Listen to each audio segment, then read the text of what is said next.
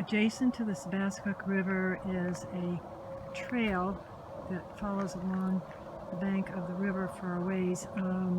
This used to be the trail for the cross-country ski team for MCI, and was used for a number of years, and also for some of the Bud Dow races. Let's take a walk and see. This trail was also used when Girl Scouts had a day camp. I think it was back in the 80s, and this is part of the trails that the girls would take for some of the different camp activities. In the background you can hear the interstate.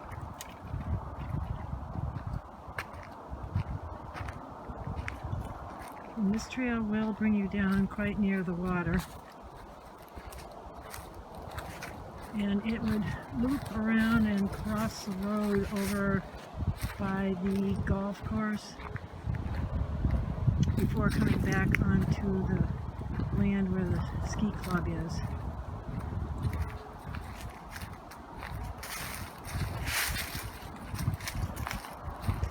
But it looks like this trail is fairly well maintained.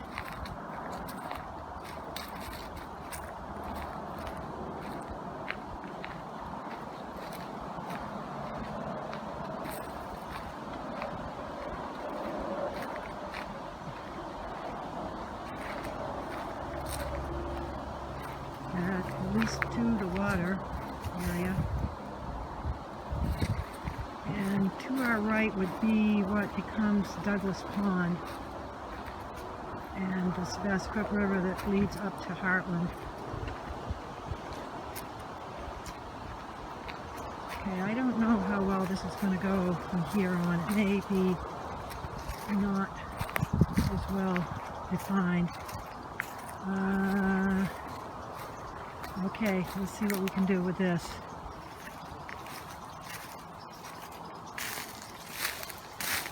This might be good to have the expedition clear a little bit of this. I'm walking where it used to be. Looks like some dock or other down there.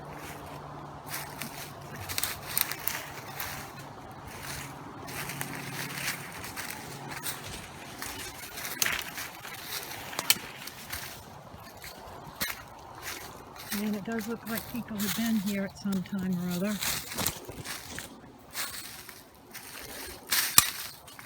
Okay, I think this trail is pretty much stopped. I haven't been on it probably since the late 80s, early 90s. But again, this was the part of the trail for the cross-country ski team.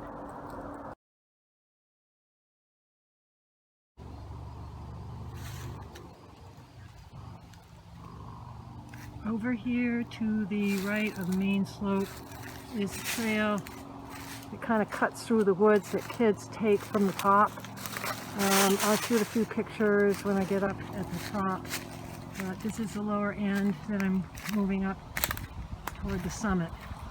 As you come up around the curve, you can spot a bird watching station that was put in a few years back. We'll go on up toward that and then toward the summit. This is looking back at the trail that we just ascended, and here is that bird watching station. And if you come up in it, I'm not sure that you can't see the interstate, not with the foliage, but well, every once in a while I do see a car go by. At one point, it was discussion about developing this backside of the Pinnacle, but that was abandoned. This is the rest of that trail that leads up to the top, or the summit, which Pinnacle means summit.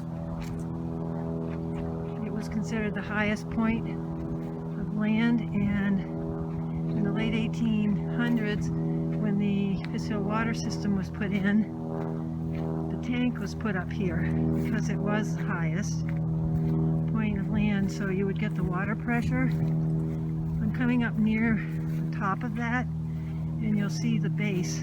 I'll take a few pictures of that so you can see it.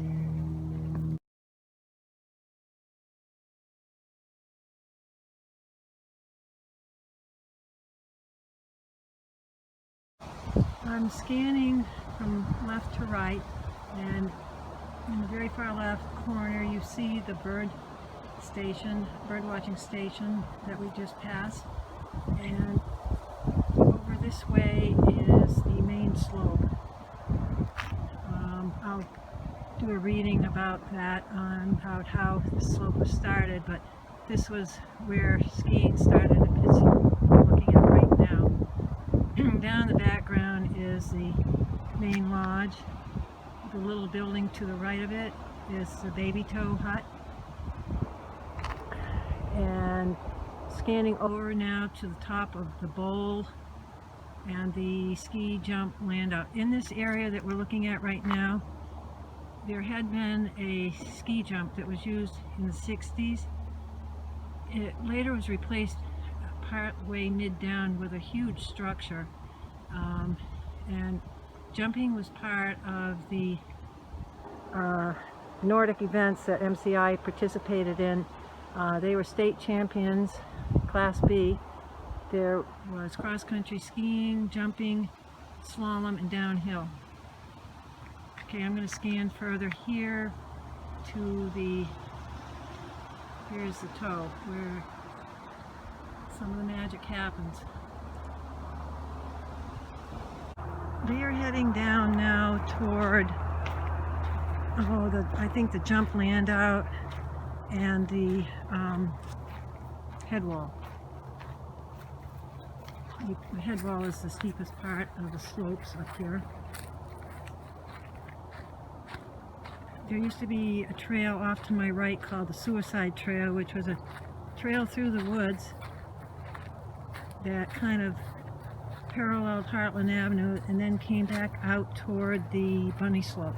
I don't know that that's been used, kind of like the cross-country trail that we tried before, but it used to be a very active trail. Okay, I'm going to stop here. Okay, imagine coming down that trail from the top. I'm going to scan around and I'm going to show you the head wall. Racers would come from the top. This would be part of the downhill course. And this is the head wall. This is the steepest part of Pinnacle. And unless you're standing here, it's really hard to get a fix of how steep this is. But when you get to the bottom, it kind of throws you back. You have to really lean forward to not be thrown backwards. I'll try and shoot a picture separate from this and see if that will show it a little better.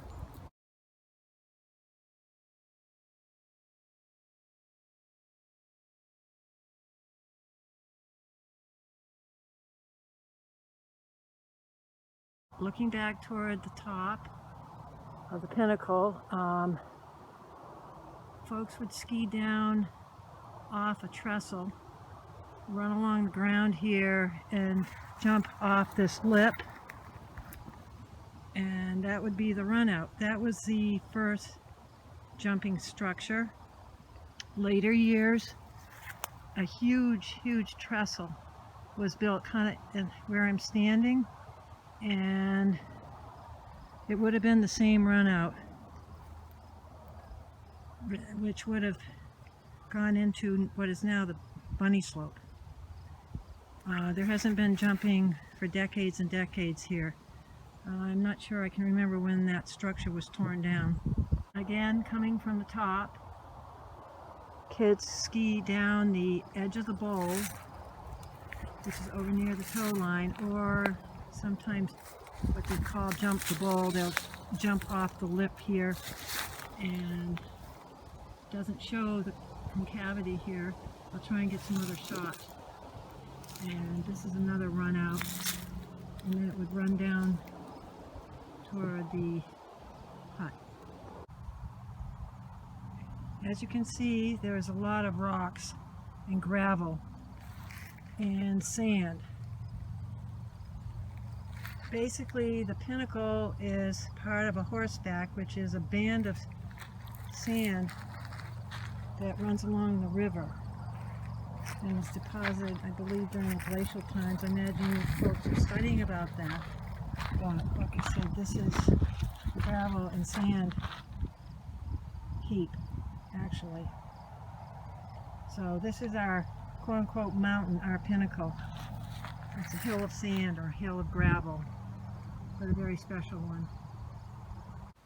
It appears probably more dramatic from the base here. What we're looking at is the headwall, the one that has that birch bark tree there laying across.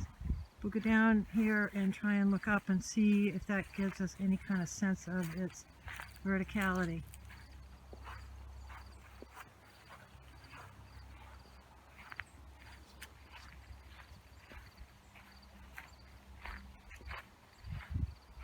Like I said, when you hit the bottom here, if you're not really leaning forward, you're going to be thrown back on the back of your skis.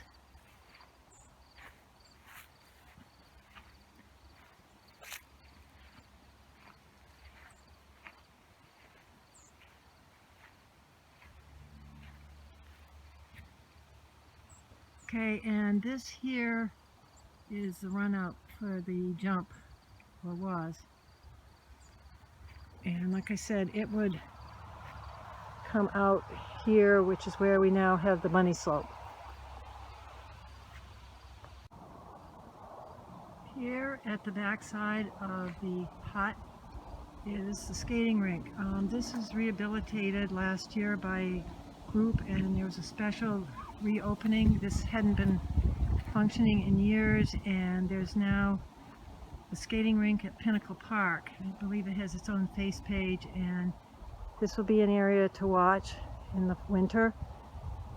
It was a very active time years ago, and then it lapsed, and now it's great that it's back functioning again. This is the boat lodge for Douglas Pond. This is at the base of the Pinnacle, just off the parking lot, and you can see a path through the reeds where boats can get in, and as the sign says, don't go to the right, you don't want to go under the bridge because you go over the Waverly Dam. But apparently this is quite a nice paddle if you're into canoeing or kayaking, and you can head up to Heartland, go through Douglas Pond. This is just a gorgeous area.